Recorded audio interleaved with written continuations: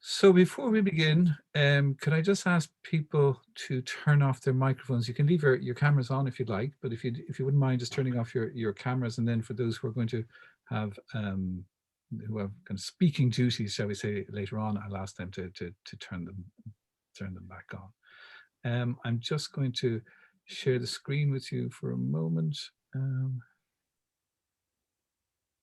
Okay. Do I turn off my camera? We'll leave the cameras on.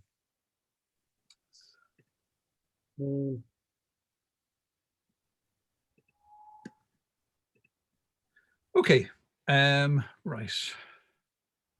So good evening, everybody. Good evening, ladies and gentlemen. You're all very welcome to the launch of our online exhibition, La Commedia Divina, 100 Lithographs by Liam Ó Broin, and we are delighted that so many of you could join us here this evening for what is a very, very special event for us.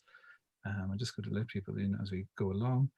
I'd particularly like to welcome Liam, who's here with us this evening, and also our other guests, Brian McAveer, the art historian and writer, and of course, Mary Heffernan, who is an assistant principal from the OPW, the Office of Public Works. For those of you who don't know me, my name is Darragh O'Connell, and I am the director of the Centre for Dante Studies here in Ireland. And first, let me say a couple of words about the Centre. The Centre for Dante Studies in Ireland, or the CDSI as I'm going to refer to it from now on, supports a transdisciplinary culture of collaborative research across the various strands of Dante studies. The Centre is part of and housed in the Department of Italian here at University College Cork, and CASILAC, the Centre for Advanced Studies in Languages and Cultures. Now, the CDSI seeks to respond to a genuine need within the Irish academic not just academic, but creative and also intellectual communities, to have an Irish-based centre which fosters not only world-class research on the figure of Dante and the myriad of related fields related to him, medieval studies, medievalism, modern and contemporary poetry and narrative, music, art, philosophy, theology, and creative practice, but which also engages with the wider public in exploring how Dante's syncretic, encyclopedic, divine comedy creates a rich dialogue with today on notions centered on citizenship, exile, migration, moral choice and responsibility, conflict resolution, the polysemous nature of language, what it means to be human in the world today, what it means to be alive today, and much, much else besides. The Centre is founded on three pillars, research being the central one, but also education and outreach. And today is very much about outreach. Just change the slide. Now, you may have heard, but this year marks the 700th anniversary of Dante's death. And we as a centre considered many ways of marking it despite the restrictions of lockdown and physical distancing. And to do something which would move us away from, things like the traditional academic paper. And I suppose counter this inability to reach out physically, I suppose, and to do so virtually by gathering people together and explore Dante in the spirit of collaboration. We ran a very highly successful public lecture series throughout the month of February. And since last week, we have embarked on the virtual CDSI Dante Dialogues, which has a very rich program and will be running throughout the year. But more importantly, today is what is known around the world as Dantedì, or Dante-day. That is the day in which Florence's most famous son is justly celebrated. The day, so therefore, these are all, I think, good reasons in and of themselves to stage an exhibition. 700 years and it being Dante-day. However, 2021 is also important for a much more serious reason, and that is, of course, this global pandemic that we are all living through. And this obviously has forced us to kind of rethink how we communicate with one another. Now, some of you may be aware that these lithographs of Liam's, which we are showcasing here, were originally supposed to have their own physical exhibition in Dublin Castle, and Mary and her colleagues at the OPW, in collaboration with Renato Sperendio and the Institute, the Italian Cultural Institute in Dublin, along with Brian McAveer, had planned this event in that wonderful venue, very much with an eye to people going along and to seeing it in the flesh. But as with practically everything, COVID put paid to that. And that's really where we stepped in. I approached Liam and suggested that given the year, Dante 700, shouldn't we be a little bit kind of creative in how we reach out, do it online and essentially do it globally? And I was quite adamant about this for reasons that I'll explain in a moment. But before I begin, can I state, quite categorically that the present exhibition in no way tries to compete with or supplant the future physical exhibition, which will happen. Okay, we all want to go to Dublin Castle and marvel at the material beauty of Liam's prints. This online exhibition is very much a companion piece, slightly imperfect, but nonetheless, it gives Liam's work also kind of a national reach. UCC's collaboration with Liam's Dante work goes back to 2014, when we hosted, in conjunction with the Boole Library, his Inferno exhibition, and was an extremely fruitful collaboration, and one that I'm delighted to have been able to renew now with this complete set of lithographs.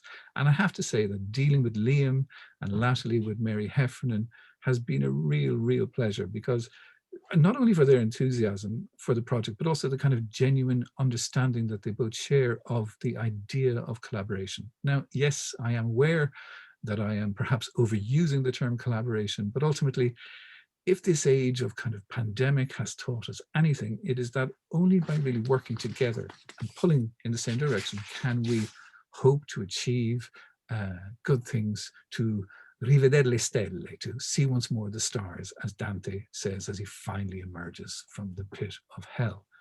Now, before I discuss Liam's work in the context of Dante, I would first like to mention the many people who have helped to get this project off the ground. Firstly, I would like to express our gratitude to Dr. Till Weingartner and the good folks at Casilac for their financial support.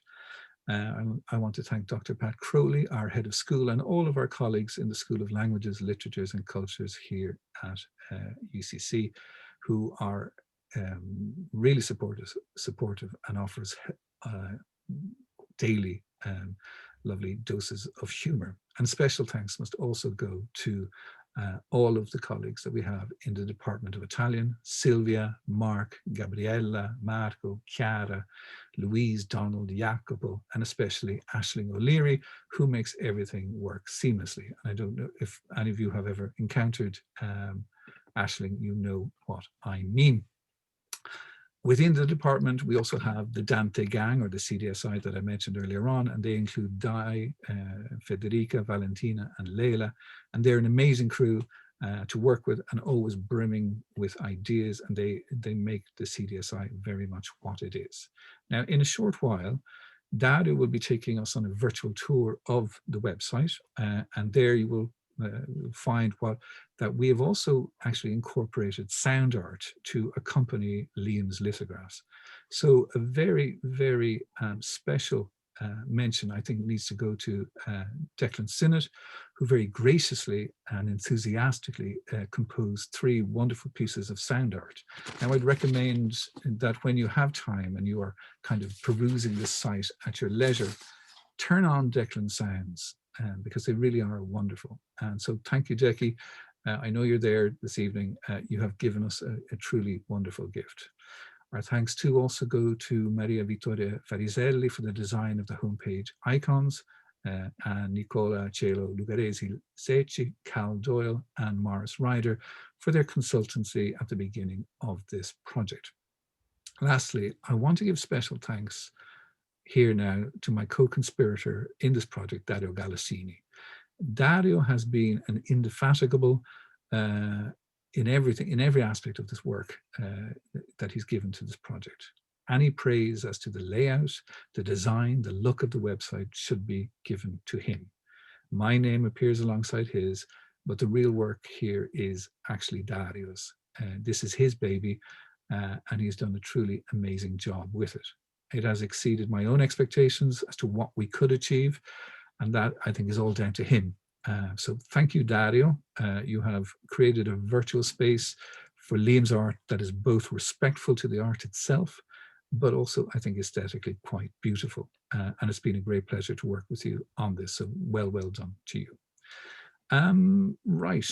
Now, what about this art? What is it?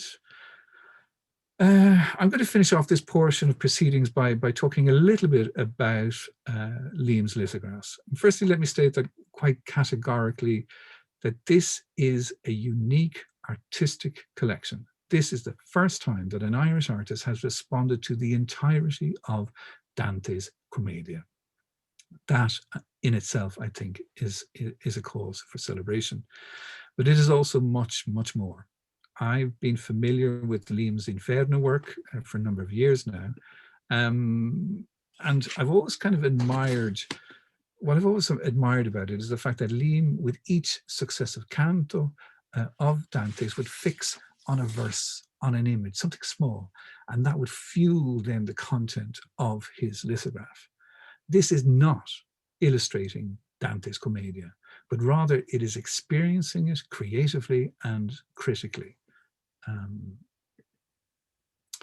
It's often been bandied about by T.S. Eliot and others that Dante is an intensely visual artist, a visual poet. And so therefore it stands to reason that artists naturally bend to him, take from his cantos certain images and ideas. And that is also true of Liam's work. And if you look at the range and the variety of subject matter, the visceral reaction he gives sometimes to certain set piece scenes, the ever-present conjuring up of our modern day world with all its hypocrisies and injustices, the pain, both public and private, on the tortured souls of his figures. And I love the way that his lithographs break out from the frame, literally spill out over it. And you can see a wonderful example of it there on the left-hand side with his Inferno 13, with the blood oozing out of Pier della Vigna, which is quite impressive. Now, I'm letting someone in as I speak here, and it is refusing to let her in. Well.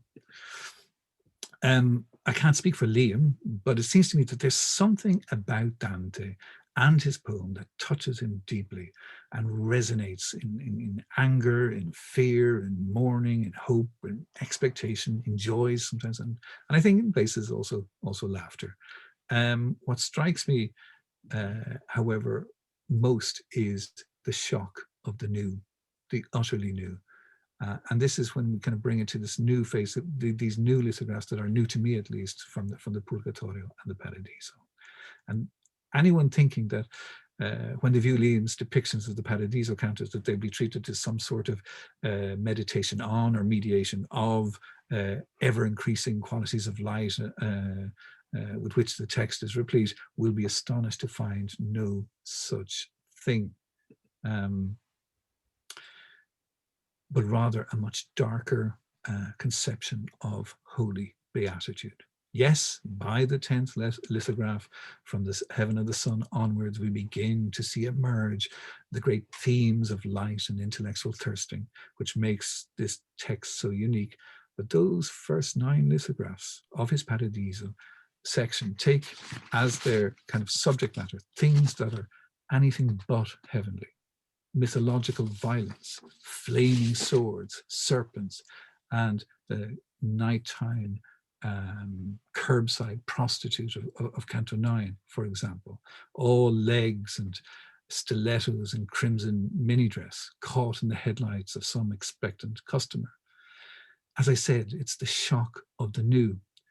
Now, I know that the prostitute from which it is drawn is the biblical one, Rahab from Jericho, who provided a hiding place for Joshua's spies and whose house was spared because she displays a scarlet robe at her window. So her scarlet robe then matches Liam's dress and stilettos. And it's this tiny detail in the Paradiso Canto 9 that he takes. But in Liam's vision, it is dramatically new, unsettling, and suggestive of, I think, much else besides. Perhaps the most arresting image in this first sequence of lithographs in Paradiso, however, is the one of Picarda Donati, who in Dante's text is violently removed from her convent by her brother Corso and forced to break her vow of chastity and marry for political purposes. Here, in Liam's unsettling rendition, her mouth is completely erased. She is literally voiceless, powerless, with no agency, with a deadened gaze that echoes her fate. And like the stories of so many Irish women and girls of our own times and the not so distant past, she speaks across the centuries of that kind of willful and utterly inhuman silencing of women so that they cannot voice the crimes that men have perpetrated on them, on their bodies, on their memories, and on their futures. So it is shockingly new and utterly modern. But also, I think this is important, these lithographs show what an attentive reader Liam is of Dante, because we would do well to remember that those first 9 cantos of the Paradiso were conceived very much with Earth still visible, still very much in the mind, almost as if the stain of Earth's memory feeds these deliberations, and not just in these cantos. But what about Liam's Purgatorio, this interim zone of penance and purgation, expiation and hope? From the first to the last of these 33 lithographs, Liam's colour schemes change. Gone are the dark and the crimson hues of Inferno, and instead incipient light suffuses the opening cantos and mix with the sapphire of dawn. Dolce color d'oriental zafiro, the sweet colour of oriental sapphire, as Dante calls it in Canto 1. The lithographs run the full gamut of colours right to the end with striking visions. And as ever with Liam's take on Dante, it is never what we expect. The lithographs never fall into some kind of steady pattern, but unsettle and communicate in a variety of visual tongues, like the polyphony of Dante's own language. And it's here on Purgatory, on the Terrace of the Proud, that Dante, in the Commedia, views the representation of God's art, God's own art, the marble engravings depicting the humble and the proud, of such beauty and hyperrealism that Dante Pilgrim not only sees, but hears and smells these engravings in motion. This is, Dante says, visibile parlare, visible speech. And that is what his poem ultimately does. But it is also the gauntlet thrown down to all artists coming to Dante in their own times. And it is a challenge that Liam Ó Broin has met, I think, with great ingenuity and with great courage, artistic courage. He moves away from the static iconography that surrounds Dante and offers us, as I said, something new. So I want to conclude with this idea of the new, of a Dante of the here and now. And as we celebrate Dante-day with the opening of Liam's exhibition, we should remind ourselves of why Dante is everywhere in our society. He serves to remind us of certain values that we need that they remain to the fore, a respect for civility, for otherness, for difference, a belief in the beauty and wonder of language. Dante's Commedia is also a poem which invokes compassion for those who have been forced to leave their home, flee their town, leave behind loved ones because of adverse fortune. His presence today is a reminder of where we are failing as individuals and as a society. And he's not wrong. When a community or a continent turns its back on the lessons of history, Dante and his poem serve as a kind of a stark reminder of how quickly a whole political and social world can change abruptly, how quickly innocent people's lives can be overturned, indeed destroyed, by avaricious machinations of others and the ideologies of hate that we see around today. The age-old question, what is the Commedia about? And I would say essentially the following. Dante is now. Dante is us. His poem is about you and me. It is about how we live.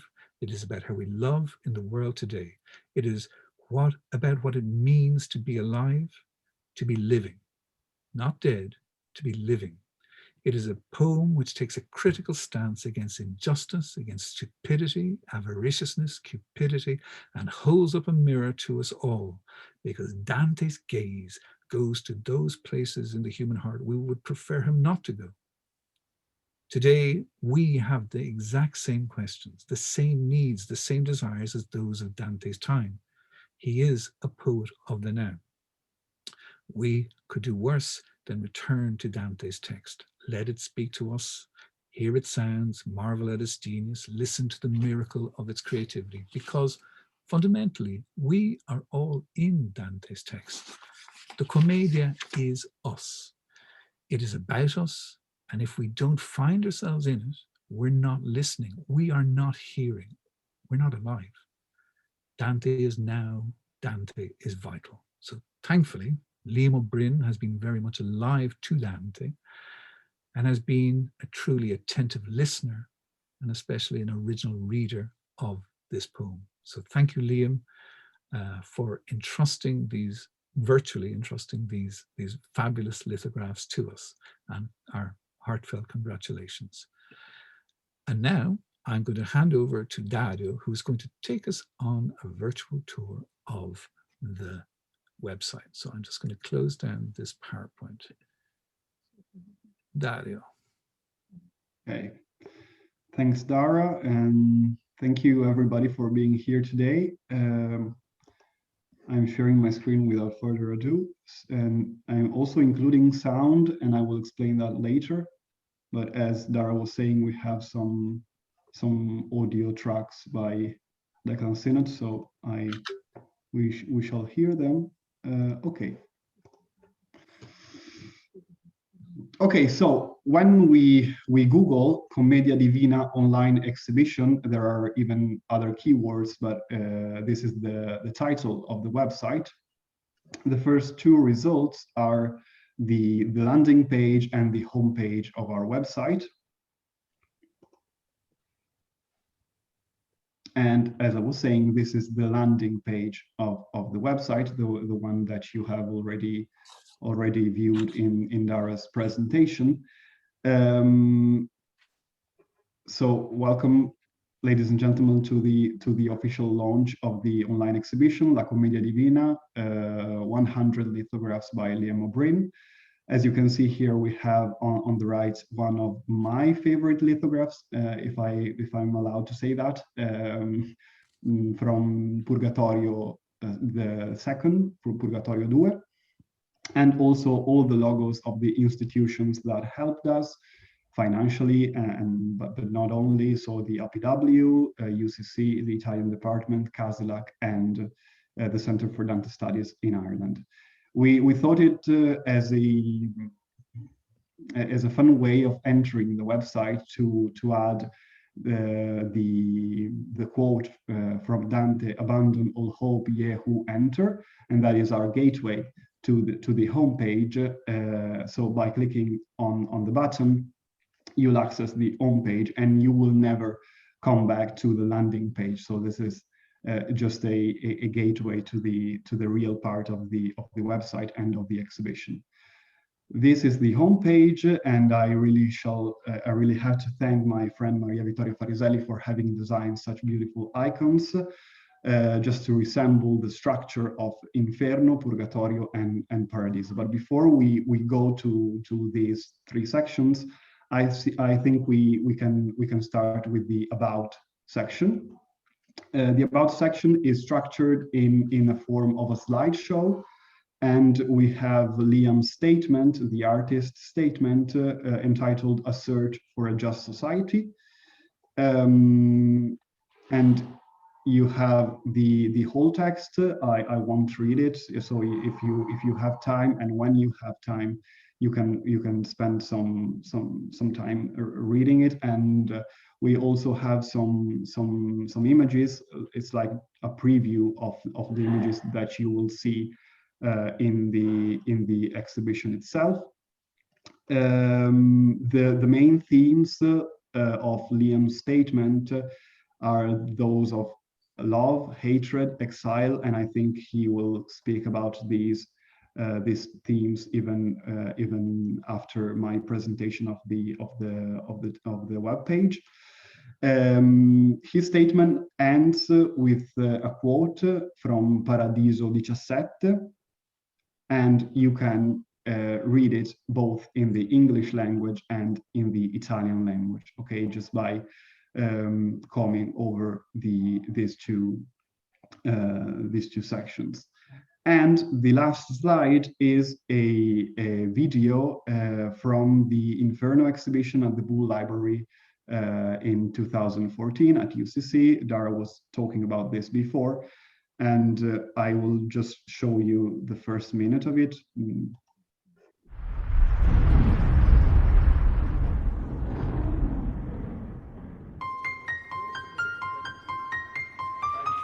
The idea first came to me really when I went to see this exhibition in the Italian Cultural Institute in Dublin last year. And the exhibition was staged in this very large room, this pavilion room, and it was quite a good room. But I thought the first thing that actually came to my head is that we have a wonderful exhibition space here in the library, in the Bull Library, and it would be perfect for Dante's Inferno, because you really have to enter into it and walk around it. And you know, in consultation with people in the library, we were able to put this together. And of course, Liam, when he came on board, everything was quite simple.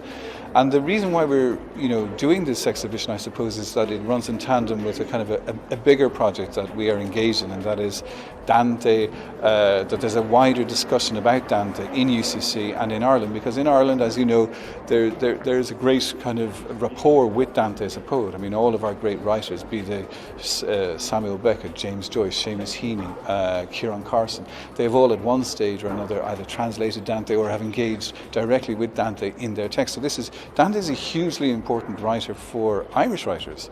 And we want to, with these lectures and with this exhibition, to kind of, I suppose, raise the profile of Dante among students, and also to engage with the wider public, that they come into UCC, they hear lectures given by experts in different fields, not necessarily Dante experts, but people who are from English studies or from Irish studies who talk about Dante in relation to their own subject areas. So it isn't a bunch of experts talking, this is what happens and this is the only way you can interpret the text, but about people who come from different disciplines and talk in a very, I suppose, dynamic and engaging manner about Dante as a poet, and why Dante is still read today and still talked about, and why Irish writers in particular, but others and visual artists constantly engage with him. I mean, as you can see from the exhibition. Okay, I think we will stop here. Sorry, you will have the chance to watch this video by yourself. The way in which we go back to the homepage is just by clicking on the text home. Okay, so here we are back to the homepage. I'm just going to the contact section for a moment. We have the link to Liam Ó Broin's website and the link to the CDSI website. And then here's the title of the exhibition. We're celebrating the 7th centenary of Dante's death. As Dara was saying, today is the Dantedì. And then we have all the acknowledgements, Decan Synod, Maria Vittoria Fariselli, and the APW, the Istituto Italiano di Cultura di Dublino, and all the groups and people that supported us, even for the consultancy at the beginning of the project. At the end of the web page, you see that the online exhibition will run until the last day of 2021, and we have some social media icons linking to our profiles, the CDSI Facebook page, Twitter page, YouTube channel, and Instagram page. If we go back to the homepage, now I think it's time to delve into the three most important sections: Inferno, Purgatorio, and Paradiso. This is Inferno, and as you can see, and as we will see even in the case for Purgatorio and Paradiso, we try to recreate the structure and the geography of the cantiche. So in this case, we have Inferno. There are two ways of viewing the Liam's lithographs, and I think they there's not just one solution. You can choose what you prefer. The first way is to click on each icon in this page, and then the lithograph will pop up like this. Okay, so we have Inferno 1 in this case. The other way of viewing the lithographs is by clicking on the gallery button, and another page will open. And in this page, you will have all the lithographs for the section. In this case, we're in Inferno, so all the Inferno lithographs. And you can click, for example, on the first one, or even on the second, third, and fourth. And the lithograph will pop up in a full screen resolution, and you will change the lithograph just by clicking on the arrow next item. So maybe this way is easier. If you exit the full screen mode, you will have the lithograph in a smaller side, and on the right side of the page, you will have the text that Liam himself wrote under under each lithograph. Another important thing that we need to mention at this point is music. We have 3 tracks composed just for this exhibition by Declan Synod, and my thanks to the work, which is a very priceless addition to the website itself. So if we click on the music player, Inferno in this case, but you will see the same thing even for Purgatorio and Paradiso, we have a background music resembling the atmosphere of the cantica, in this case Inferno, so a dissonant music, as you will hear in a second.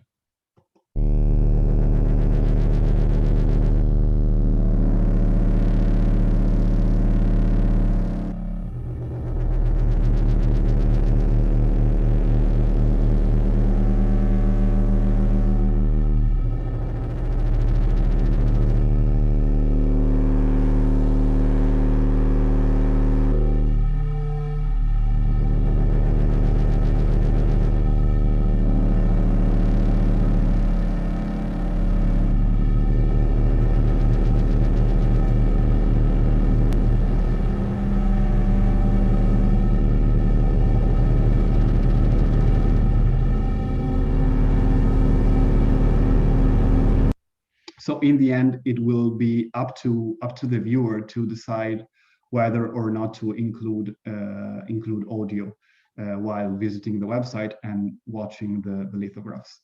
The audio can be played even in the Inferno gallery. You just click on the music player and let it run, and then you switch to the other page.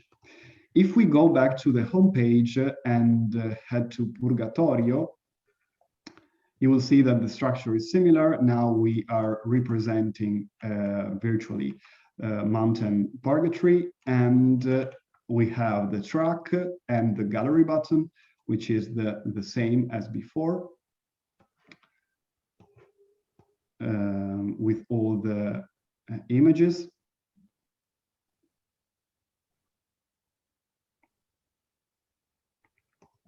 And I will show the first few for you, including audio again.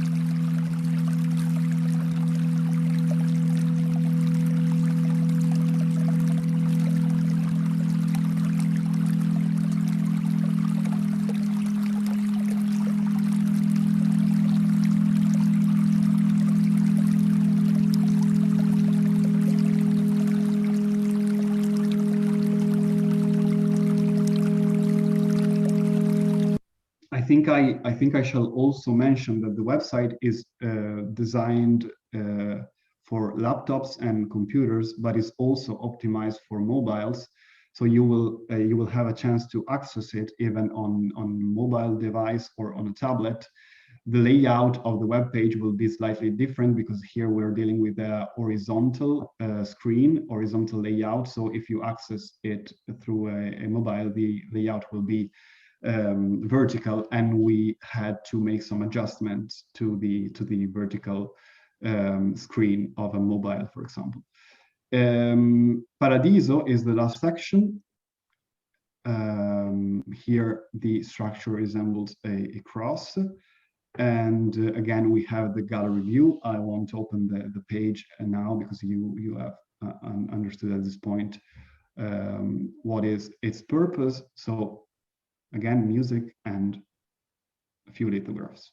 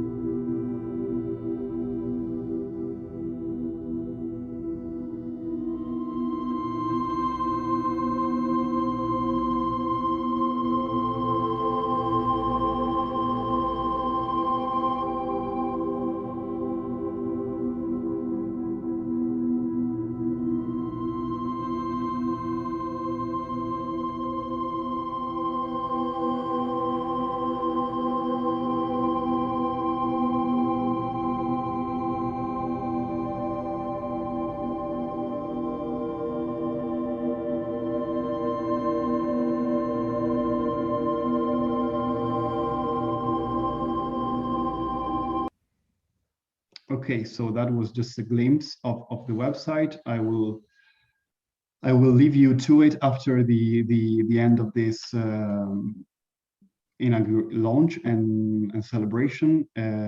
I shall say thank you, Dara, for having me in this incredible project and journey, and thank you, Liam, for your brilliant and I think priceless works of art. I think they are really inspiring, and in creating the website, I tried to create the perfect virtual space to showcase them in a respectful and beautiful way.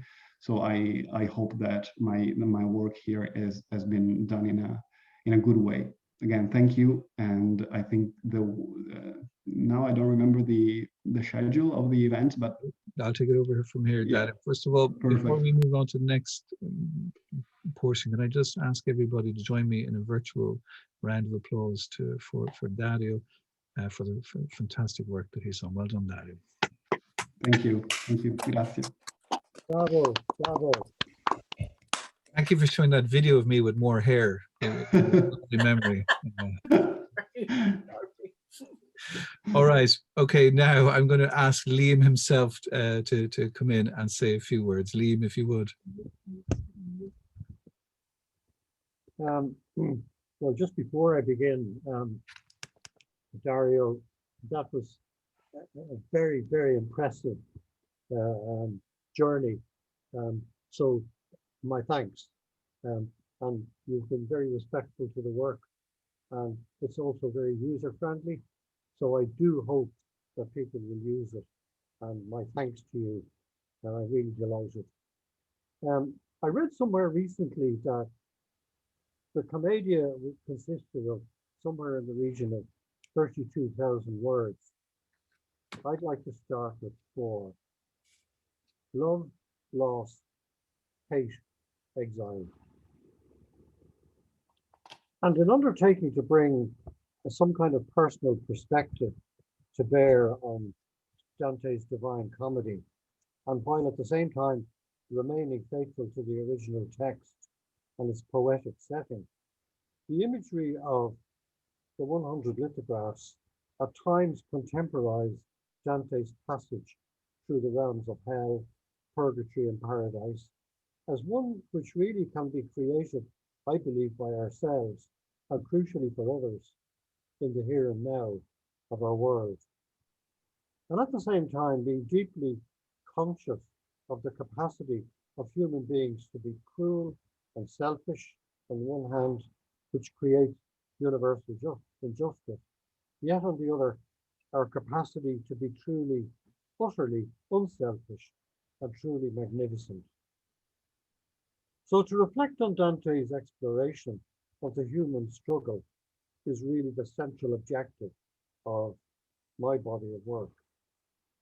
These lithographs, I hope, are a visual journey intended to deepen our appreciation of the richness of the poem's epic odyssey, but importantly also its universal thought on life, death, divine justice, punishment, and personal atonement, which can and do resonate in the here and now of our time.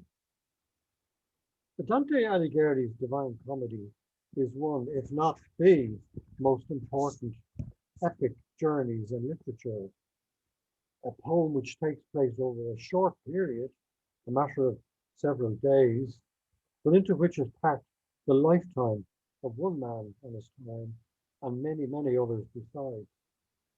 Composed of multifacets and layers of metaphor and allegory, it is a tapestry of the human condition. Its warp and weft has a deep connection with the very ordinary, humanity itself.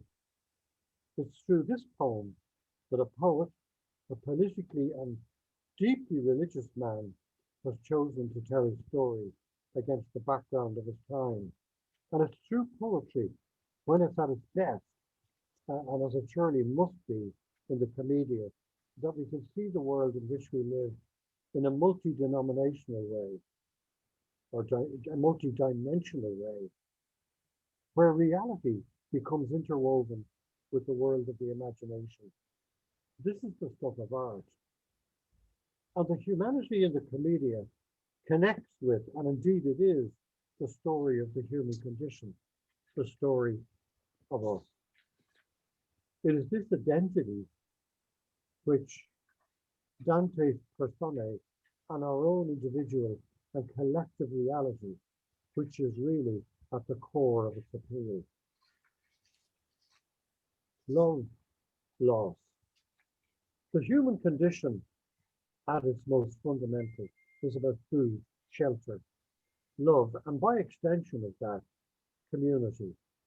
It's the element of love which creates the template for the entire story, and it begins with a love affair in its primary form, where a young boy at 9 years of age falls head over heels with a young girl and never loses that infatuation, and then the subsequent loss when she dies at 24. But that love is not confined to the personal passions of one person for another. Dante goes much wider than that. It's also his search for a much deeper meaning in the wider social context.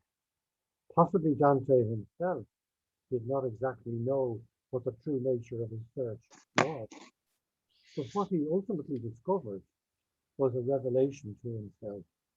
He set out to search for the meaning of love based on the imagined and the real of one individual, and in that process discovered universal love, the love that moves the sun and the stars, the wider love of humanity. And Dante's search on his journey was to go to the depths of the human imagination. In that journey, he reveals himself as one who has a deep understanding of the nature and, importantly, the necessity of the human scheme of community. He also reveals, however flawed the mechanism from a political aspect was at the time, a very clear understanding of the way a community, town, city-state, and by extension, nation needs to be structured as an entity for good governance. Its core must be social justice. Here we have Dante, the poet, Christian philosopher, and politician fused into one. And when he delves into the concept of a just society as the rock on which civilization should, or more to the point, can be based, everything which he stands for, warts and all, comes from the human desire for global love and justice. An imperialist to a fault in the context of the Holy Roman Empire, yet in all of this was the added mix of Dante's personal political growth in the context of how he evolved from a family of Guelphs to white Guelphs and ultimately into his own party as well.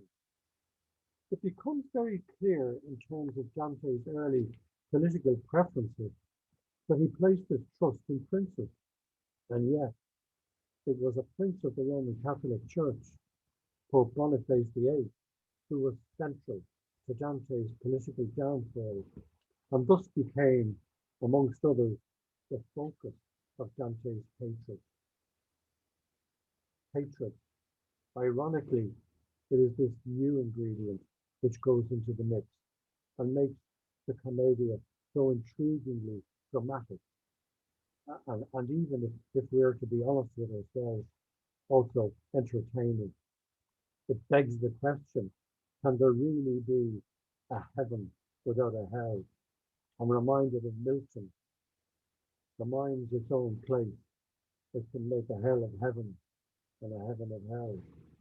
In terms of personal animosity, Dante the man certainly holds nothing back. His ire is not confined to Boniface VIII. There are many individuals who fall foul to his pen. Also at work here are the multi-layers of legend and myth from classical writers, the Old, New Testament, the writings of Aquinas and other contemporary philosophers of Dante's time. And as one reads the poem, there are mysteries to be solved as to their meaning and context before one can continue. Page by page, like strata from an archaeological excavation, the medieval lives of possibly more than 150 people, winners and losers, good and bad, are opened up to us. We are propelled forward through time and space, where their world becomes our world. My initial venture into the Commedia was through Inferno, and there's an interesting aspect to this, as almost universally, it is Inferno which seems to have that universal appeal to readers and especially artists. But not so. There was more to come. That is what I almost stumbled into when I took the time to read and read and reread Purgatorio and Paradiso. Visually, Inferno is almost easy for the artist, yet on deeper reading of Purgatorio and Paradiso, one really realizes that Dante has not by any means finished with his mission of accusation while Inferno. There is further unfinished business. The entire Commedia, and this is really its dramatic structure, its appeal to all of us, drifts, ebbs, flows from Dante's desire for an understanding of love, back into hatred and indignation, and back again to the realm of goodness in humanity. Exile, another element which must enter into our understanding of the Commedia. Dante's mindset is the circumstances in which it was written. Exile. The mental and physical trauma which exile brought to any individual then and now has first and last an unbearable finality. The individuals we know so well were not just cast out, but their houses on the very street where they lived were razed to rubble. Does this ring a bell in our minds as we witness the totalitarian destruction of the fabric of many societies across our globe We know that such was the internecine feuding, especially in Florence of the time, that it amounted to ongoing civil war between opposing factions and families, where the tide turned again and again. We remember that the Commedia was written against this background. All the while, Dante, the guest of others, in one place, then another, severed from community, family, and home. Perhaps the most telling lines written about exile are those from Paradiso in Canto 17, when Dante's banishment from Florence is foretold by his great-great-grandfather. You shall leave everything you love most dearly. This is the arrow that the bow of exile shoots first. Totally are them, yeah. You are to know the bitter taste of others' bread, how salt it is, and know how hard a path it is for one who goes descending and ascending others' stairs. So in conclusion, all of this must surely resonate with the international diaspora, which we are so familiar with today. War rages here and there, and innocent people, their children, and their children's children are torn away from birthplace into the eternal abyss of exile. And so it's against this background of political, religious, and personal intrigue, with its very human winners and losers, we begin our journey from the past into the present, the world as we have made it and still continue to make. It begs the question, do we make an individual hell for ourselves and others here in this world? And can we make our own heaven and purgatory likewise? Thank you. Thank you, Liam. Thank you for those wonderful words. I'm just going to, I understand that, people have many different things to do this evening, but I thought we'd just take the opportunity just to ask Liam a couple of questions after giving us that wonderful talk there on what Dante has meant to him.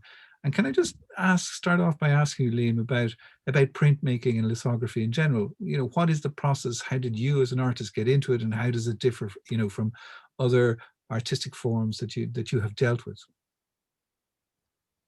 Well, I think to answer that, I think it goes straight to the subject of drawing. If you take a drawing in charcoal, for example, it's going to be in black. Now, for the artist who might want to see how that might look in red or sepia, the artist has to do another drawing. It's as simple and irrevocable as that. But not so in printmaking or lithography. The initial drawing in lithography, for example, will be for technical purposes in black. But here's the nub of it. That drawing on the stone can now be printed by the artist in any number of permutations of color. And what's even really more interesting is not just a particular color, but any number of different subtle variations of that color or hues. And for example, speaking of black, and this is where it really becomes very interesting. The Inuit language, for example, has something like 13 different words for snow. And the parallel here is that there are several blacks that I often use. There's cool black, I add blue. There's intense black, there's warm black, there's transparent black. And some of these I often use on the same print. This one that you can see, Inferno, Canto 21, has actually got 4 different blacks printed to make the final result. And this same variation actually applies to every other color, and more particularly white. And white as a separate color can be printed in lithography. And I often use it. And then you add to this the facility to make white, to add white to any other color, and that will make it opaque, or add transparent medium to make it transparent. And that becomes rather like the difference in watercolor and oil. And we're not finished there by half, because all the while that you can do that, the artist printmaker can actually change the image by deleting or adding at will to literally an endless degree. A sheet of paper or a canvas has a definitive life in that regard, but not so with a stone or a metal plate. So in printmaking, drawing is no longer simply a fait accompli. It's more like writing, even composing an orchestral piece of music. Because, in writing, the sequence of the same words put differently can actually change the context of something profoundly. So, for example, if the artist has made 4 separate plates or stones for color printing, the actual sequence of the printing can have a very profound effect on the result. And it actually can change that result from disaster to total success. Think of it like this. Logistics for this suite of lithographs. 4 to 6 drawings, each for a separate color. And those drawings proofed, say, 4 times. Then add to that the changes and deletions and additions. And then multiply all that by 100. And the result is 12 years. And somewhere in the region of 600 drawings, and that doesn't include the ones that were thrown in the bin. Thank you. So, Liam, you're obviously working with Dante's text in front of you, and drawing from that, obviously, for your inspiration. But I wonder, as a visual artist, what kind of artistic cues are influencing you? What artists or individual works of art are informing you as well? Well, I think that's very interesting because, and it's something which I thought about very hard at the beginning, very, very carefully, because I really believe that for any piece of artwork to work at all, it will only be successful in the context of how it reflects its literal intent. And to explain that, virtuoso technique with subsurface meanings or artistic personal rationale are all very well in an artist's own work. But this is crucial. Here, it's Dante's words which were at stake. So what I wanted to do was use a visual language with which everyone is familiar. So the pastiche then is quite deliberate, but it's twofold. In order to keep the viewer interested, yes, but also to reflect the sheer spectrum of the subject matter of the Commedia. It goes from shock to the benign and back again. And you can see that particularly with Paradiso 4 and Purgatorio 15.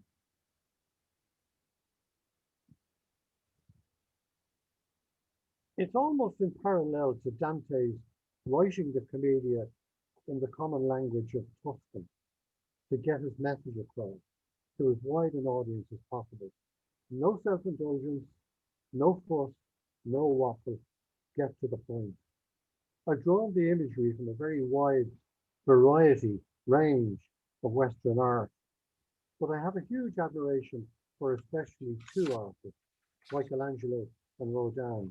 It's not confined to them, but nevertheless, they do figure large. And they in particular have in my mind taken the human body into a realm of human expression, which is way outside simply the fact that they could draw or sculpt well. Both of these artists could also think well.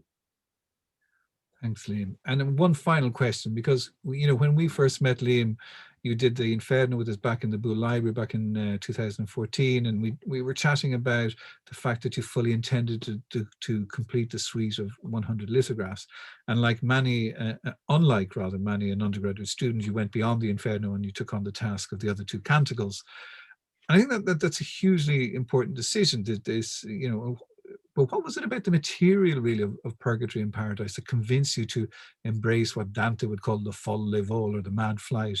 You know, and as I said in my introduction, the viewer gets a real shock of the new in the Purgatorio and the Paradiso. In fact, the Paradiso section is not what I was expecting at all. And if taken out of context, you would wonder if these images were not in fact part of the Inferno. So can I ask you about what was your thinking in relation to conceiving of the Paradiso? Well, I think what you say is just now is really absolutely true, because on initial reading of the Commedia, one is struck by the sheer intensity and drama of Inferno, and this seems to be almost universal. At first, Purgatorio, and especially Paradiso, can create the illusion of a series of swirling masses of hymn-singing angels and celestial light. But as you read deeper, and I had to work on it, you quickly realize Dante is by no means finished with his accusations in Inferno. Throughout Purgatorio, and especially Paradiso, Dante revisits these same issues from Inferno with even more, I believe, intensity. He's almost pounding the table with both this time in indignation and anger. You only got to see the warning for the European rulers in Purgatorio 7. See how easy it is for filial love to slip into envy and slide downhill into hate with the brothers Cain and Abel in Purgatorio 14. And now, well into Paradiso, as late in fact in the day as Paradiso 27, we have St. Peter literally turning red with anger at how some of his successors have behaved. The language even shocking in content. And Dante keeps up the pressure with just 3 cantos to go before the finale of the entire Commedia. In Paradiso 30, we have Dante's beloved Beatrice lashing out at the Simonist in a vitriolic, scathing attack on Clement V, and amongst others, Dante's old enemy, Boniface VIII. Thank you, Liam. That's wonderful. Thank you. Thank you so much. Right, that was brilliant. I'm now going to, it gives me great pleasure to ask Brian McAveera, who is a noted writer and an art historian, and who in fact is the curator of the physical exhibition that will be taking place in Dublin Castle, to say a few words to us this evening. Brian, are you there? Yep. Thank you. Hi, guys. Let me just start off by congratulating Dario. In the nature of the job that I do, I see one hell of a lot of websites, many of which are not fit for purpose. And this one is. It's a splendid job. But I do want to register one caveat, which has nothing to do with Dario.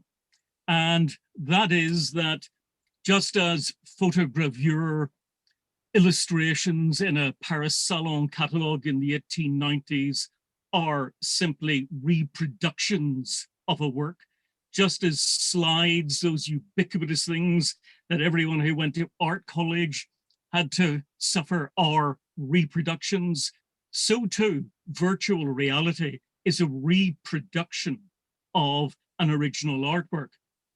What it doesn't give you is the scale. It doesn't give you the quality of the paper. It doesn't give you the intensity of the light, and it doesn't give you the subtlety of the color. For that, you have to go to Mary Heffernan, to the exhibition, and see the real thing. I'm not going to give you an art history lecture. We did a 10-minute little video for OPW in which Liam went through the process of how he makes the lithographs, and in which I suggested various ways that you can actually look and understand the lithographs. And the catalogue itself is extremely substantial. Dara brought up the business of sources, for example, earlier on. One of the things that we do in the catalogue is to visually, as well as verbally, put a number of the sources in relation to each image. And there are detailed essays and detailed notes. So what I want to do, ironically, I'm going to take a cue from Dara, who, when he was introducing his talk, pointed out that Liam's work cannot simply be described as illustrations to Dante. And what I want to look at briefly is this notion of illustration. There are illustrations and illustrations. It's one of those words that's used almost indiscriminately. We think of illustrations to children's books, for example, to novels which are illustrated. We think of illustrated magazines and the like.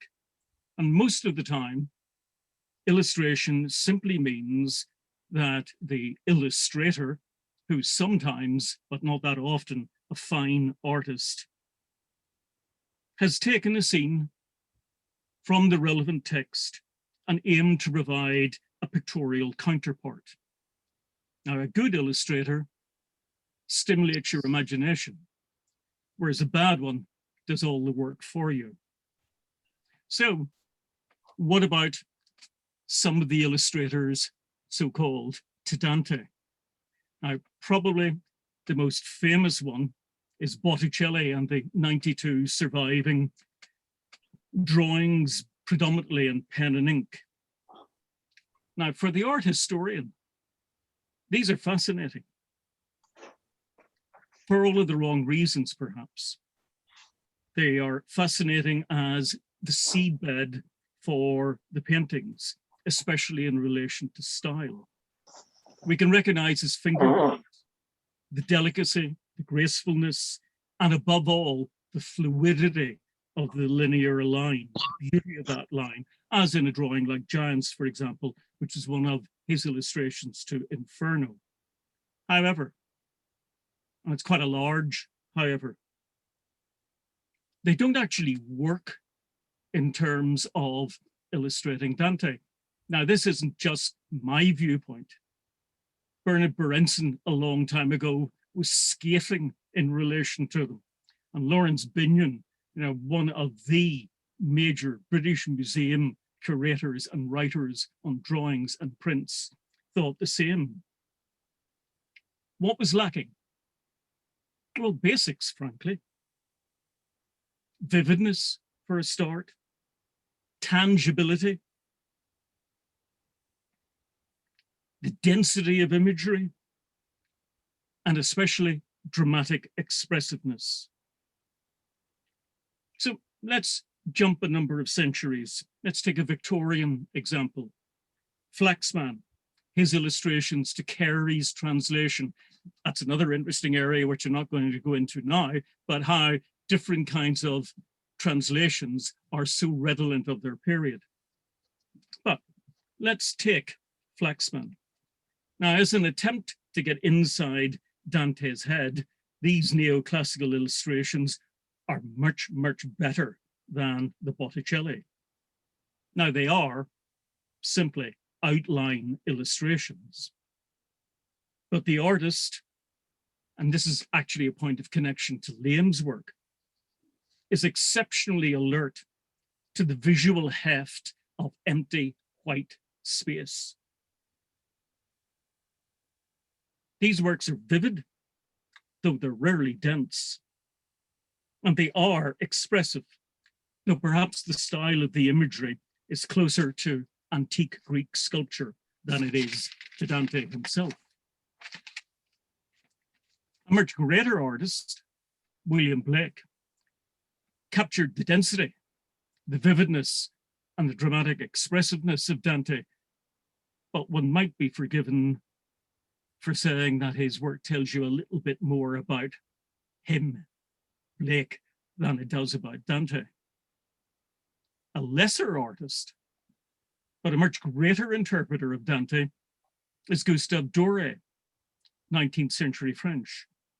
whose teeming imagination, the visual density, the dramatic flair, the expansiveness, the sense of cosmic grandeur were, for his time, the perfect match for Dante. And it's no surprise that there have been literally hundreds of editions of this work ever since, and that it's still in print. Now, even Irish artists have responded to Dante's call. Back in 1965, as I imagine most of you will know, the Italian Institute, as well as publishing a book, probably all know this one, the Tribute to Dante, they also held an exhibition and reproduced at the back of the book were winning entries by the likes of Charles Harper, Patrick Hickey, John Kelly, Leslie McWeeny, Charles Cullen, John Bean, and about another 9 others. Now, of course, these are all just individual paintings or prints or sculptures, whereas Liam has spent 10 years producing 100 large-scale color lithographs, an achievement in scale that's, to my knowledge, unmatched in the Irish art world. To return to Botticelli just for a brief moment, what he lacks in terms of the illustrations for Dante is actually fairly precisely what Liam provides. The dramatic intensity, the atmosphere, the color, and Dante's themes reflected through the prism of contemporary life.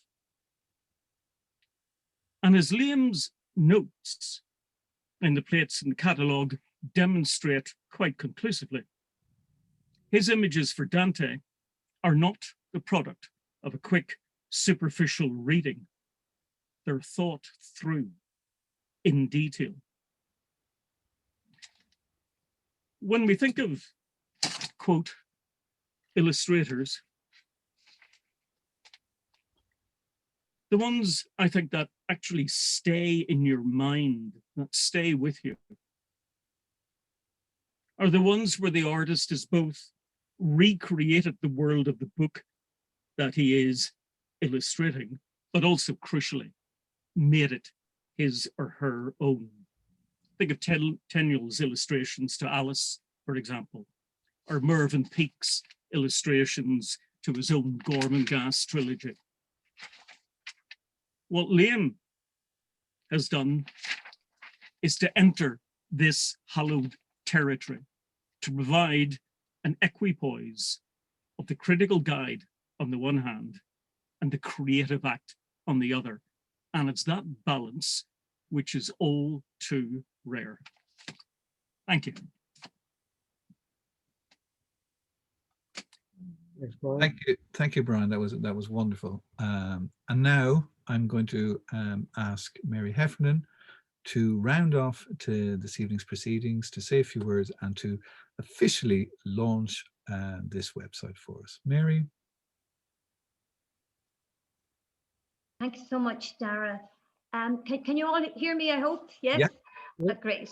Listen, on behalf of the Office of Public Works, it's a huge honor and privilege this evening to welcome so many of you here. It's just so satisfying that such a large number of you are here with us tonight, and that, you know, it's been an absolutely such an enjoyable evening so far, and thank you all for being with us through this evening.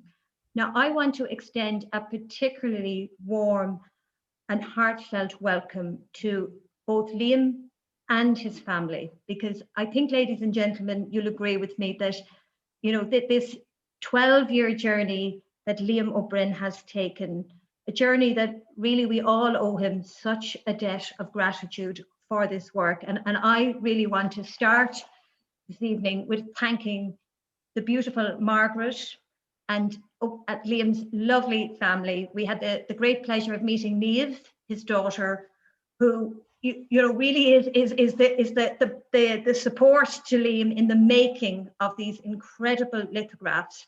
And I can see from, I had the great privilege and honor of visiting Liam and Margaret in their beautiful home in Slane, and you can see that it is a family affair. They're all so behind Liam in this pilgrimage that he has made on all of our behalf, and Angela, my colleague in the OPW, Angela Cassidy, who's been full and forthright behind making this project a reality. Our other lovely colleagues, Dee Rogers and David Hartley. We were really just drawn into the whole project. Liam's his spirituality, his entire just giving his life really to this project for the last 12 years was an inspiration to all of us, and really, we were just, it's such a privilege to make and help and do our part in bringing this project to a big audience. I know tonight is about the launch of the online, but I feel we need to do this part first of all, and I love to be able to add to Dara's lovely comments in the beginning about collaboration, because really, through COVID and through this particular project, it has really been teaching all of us so many lessons about how working together, there's certainly so much evidence abounding that one and one definitely leads to three and not two if you do the maths the correct way. I wanted to move on to say, and in the spirit of the collaboration, that really, while Liam has worked so solidly for so long, making this incredible body of work, really, would it have come to light in this way? Would there be an exhibition? Would there be a virtual online exhibition other than his brother in arms, Mr. Brian McVera? So I wanted my second warm invitation and welcome as guest of honor this evening. I wanted to in particularly welcome Brian, because watching the two of them in action together is such a pleasure. One stirs up the other and backs up and helps the other so much, and really I'm convinced that other than Brian was there, really, I mean, the artist, to work in your studio on your own, to really dig deep inside himself in answering to the enormity of Dante's La Commedia. I just think without Brian there, I don't think we would have the I don't think the energy and maybe the ability to make the exhibition happen, certainly for the exhibition to happen at Dublin Castle, required Brian's huge backup to make that happen. When you all have the lovely opportunity to see the catalogue, I have a draft copy here in front of me, but I'm afraid to show it because I'm not sure whether Liam or Brian would prefer that the actual, even seeing the catalogue is something we need to see. Pardon? Sure, please. Oh, you're letting us. Well, there's a huge treat ahead of you all when you come to Dublin Castle for the launch of the exhibition, because this catalogue is just extraordinary, and I think it'll be something you will all want in your libraries. It's been a pleasure to work on it with Brian and Liam, and we've had another lovely colleague, Marie Harper, who has worked so fastidiously and so carefully with us to ensure that this is going to be a beautiful record that accompanies the exhibition. I wanted to, before we talk a little bit more about the online exhibition, Dario, if you'll bear with me, I just wanted to again fill our lovely audience in on the details of the making of the exhibition, and again, you'll see it as you listen to me and we learn more about what this exhibition is going to look like, that working with Liam and Brian, really they are just such perfectionists and so meticulous, and really it's wonderful to work with people like that, because they just raise your standards and raise the game about what you can deliver. So while we started with an art exhibition with 100 beautiful lithographs that to be framed and hung, it did move on from there, I have to inform you. So it led to the making of what I think is a beautiful 10-minute film, co-produced by my colleague Dee Rogers. And I think, you know, you will enjoy when you come to the exhibition in Dublin Castle, seeing that film. Also, one thing led to another, and we now have a beautiful archival element to the exhibition. And again, in the catalogue, a lot of this archival material, as was mentioned earlier in the evening, is documented, and you'll get to see the real thing in this installation that Dave Hartley and Angela Cassidy are working together with Liam and Brian on. We're obviously remaining hopeful that restrictions will lift and that we will have that opportunity to see the exhibition at the castle, hopefully early in the summer months. Ladies and gentlemen, I just wanted to move now to really join with all of the other speakers this evening and on behalf of the audience to congratulate Dara O'Connell and Dario Galassini on this wonderful online exhibition. I've had such enjoyment looking through it and visiting it, and I would like to also add my congratulations to Declan Sinnott on the magical music that accompanies it. And if you don't mind, I think I'm not speaking out of line when I say this, although Liam and Brian, we haven't discussed it yet, but I think we would very much like to hope that you might allow us play the music during the exhibition in the coach house, because it just sets such a beautiful, beautiful mood to the whole atmosphere. So my heartfelt congratulations to you, Dario, as designer of the online exhibition, and of course your co-curator, Dr. Dara O'Connell.